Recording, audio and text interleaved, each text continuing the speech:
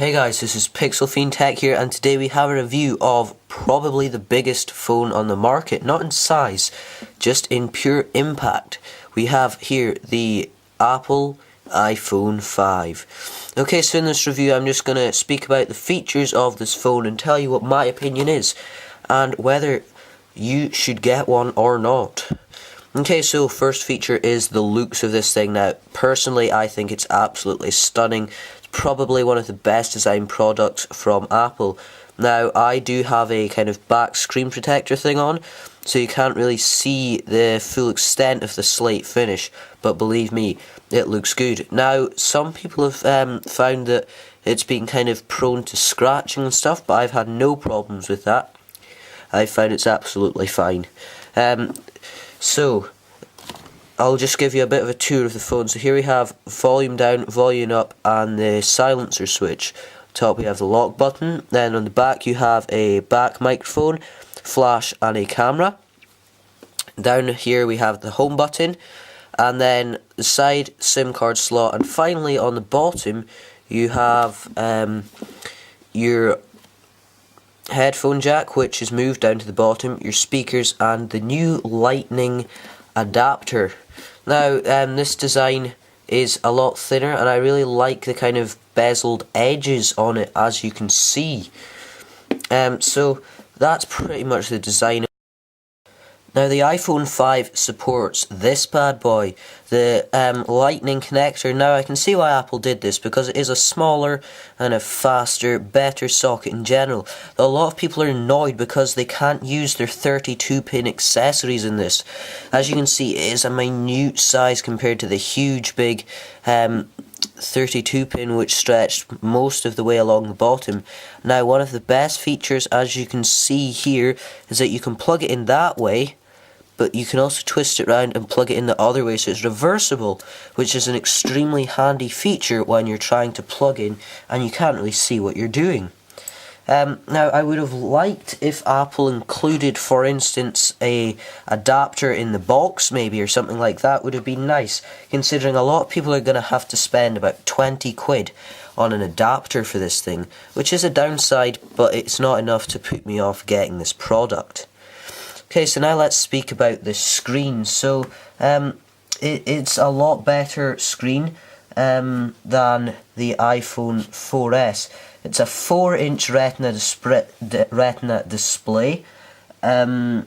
It has a 1136 by 640 pixels resolution, and a color boost with color saturation that's 44% greater than before, according to Apple's website. Now, I personally have found that this screen is pretty amazing. You really cannot make out pixels if you look up close. Now, the screen is quite a bit bigger than the iPhone 4S, which is only about that size, and it actually has 5 apps on the main screen, so 6 apps in total if you include the kind of the dock at the bottom.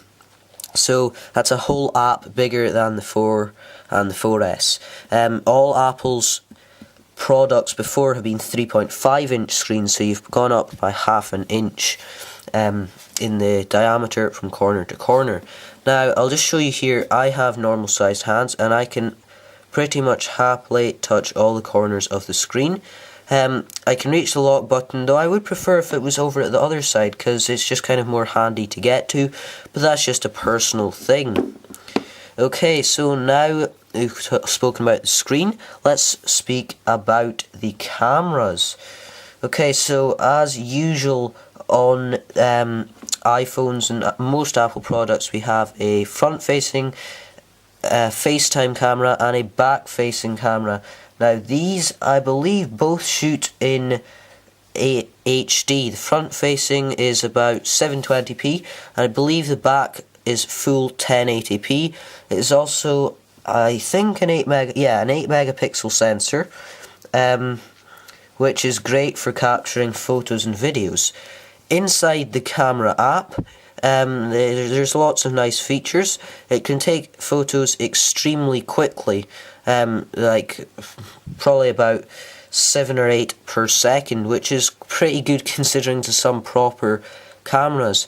Now, a nice feature of this is when you go over to video mode and you're taking a video, you also have this camera button, so you can actually take a video while you are filming, which is a nice feature if you want to capture a moment in two ways at once.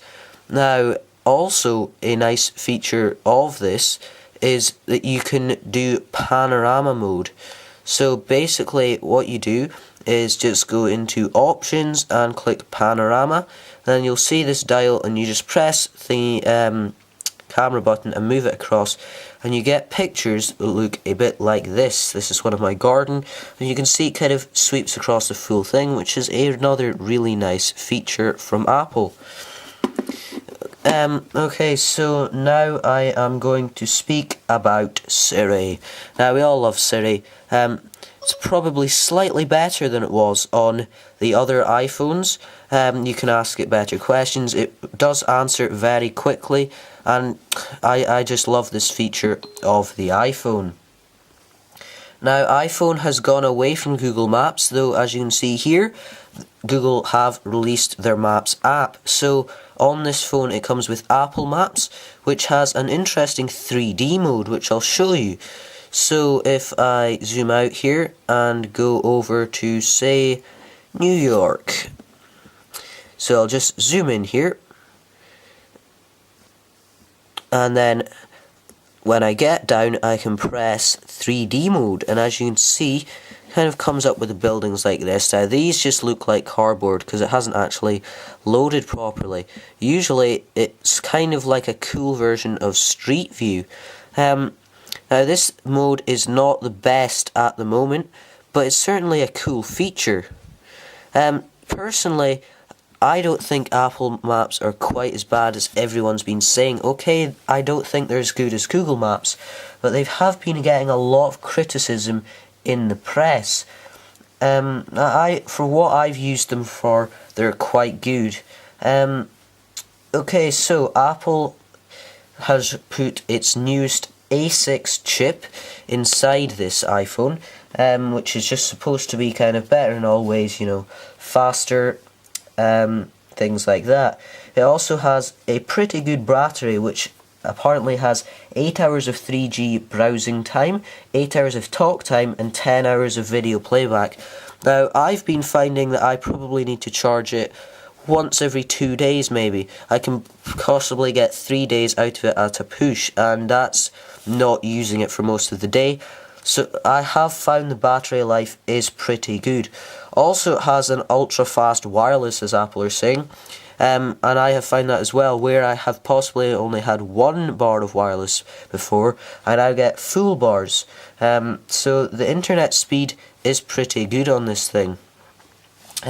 So for overall kind of app performance, I have found, compared to other devices I've had, things run a lot more smoothly and open up a lot quicker. Also, when buying an iPhone, you're connected to just the whole Apple ecosystem with iTunes, iCloud, and things like that. And when you buy an iPhone, you know there are lots and lots of accessories available for your product. So to be honest, this phone can work for every type of person. The only reason why you wouldn't get it is if the price is too much. So I would recommend you, if you want to use your phone a lot and you have the money to buy one of these, I would highly recommend you get it. Though, if you're into the newest technology, the 5S may be out soon, and you won't be expecting big changes there, though there will be minor kind of upgrades, probably a slightly faster processor or something like that. So overall, I really like this phone. Personally, I prefer it over most Android phones, and I think it just looks brilliant overall and does all the performance I need. You can access all your social media and stuff, and there are thousands of apps to pick from. So, if you would like to get this new 4G Apple iPhone, then I would highly recommend you that you should. You can probably pick it up for just under £30 a month, paying about £50 for the handset. So, as smartphones go, it's at the top end of the price range, but in my view it's also the top end of the performance. So guys, that's the end of the video. Thank you very much for watching. Please like and subscribe to my channel. Also, head over to Facebook and Twitter. My names are on screen, and I'll also put links down in the description. If you've got any questions you would like to ask, please leave a comment or email me at the address on screen. Thanks for watching. See you.